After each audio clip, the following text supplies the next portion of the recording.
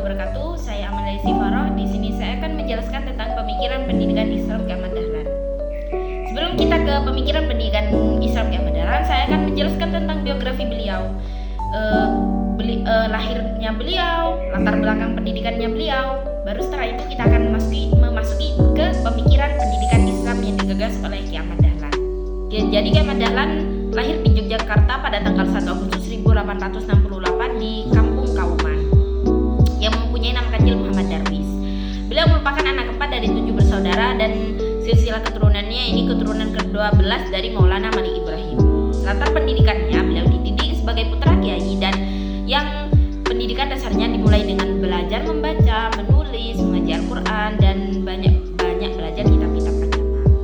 Beliau banyak belajar ilmu agama ketika beliau berada di Mekah dan berguru kepada ulama-ulama terkenal di sana. Dan beliau juga melakukan banyak diskusi dengan tokoh-tokoh pembaru Islam, di antaranya Muhammad Abduh dan lain-lain. Dari diskusi tersebut banyak memotivasi Ki Ahmad Dahlan, sehingga ketika pulang ke tanah air beliau membuat terobosan dakwah dan mendirikan perkumpulan Muhammadiyah yang tujuan berdirinya perkumpulan Muhammadiyah ini mewujudkan pendidikan yang teratur secara modern, karena pada abad ke-20 dulu ada 2 sistem pendidikan, yakni sistem tradisional dan sistem modern milik kolonial Belanda. Jadi tujuannya berdirinya Muhammadiyah ini untuk mengintegrasikan 2 pendidikan tersebut.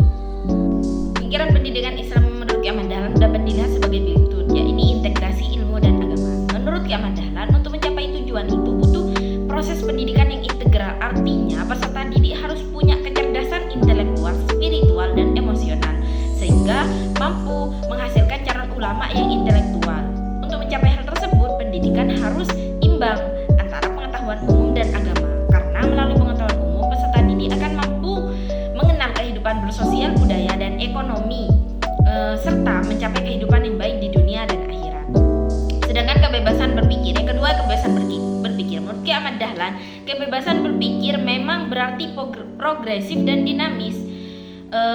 Namun kebebasan tersebut harusnya bersifat relatif, yakni terikat oleh ruang dan waktu, karena secara modern secara mutlak ini hanyalah Allah dan Subhanahu wa taala, dan harus tetap belajar berdasarkan kaidah-kaidah ajaran Islam.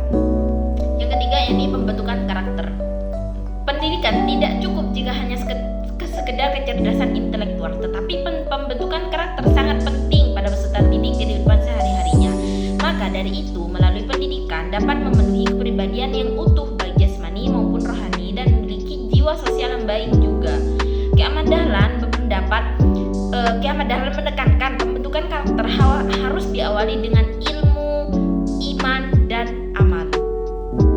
Hanya ini yang dapat saya sampaikan. Mohon maaf jika ada kata yang kurang tertata atau mungkin ada tutur yang kurang teratur. Mohon dimaafkan. Wabillahi taufiq wal hidayah.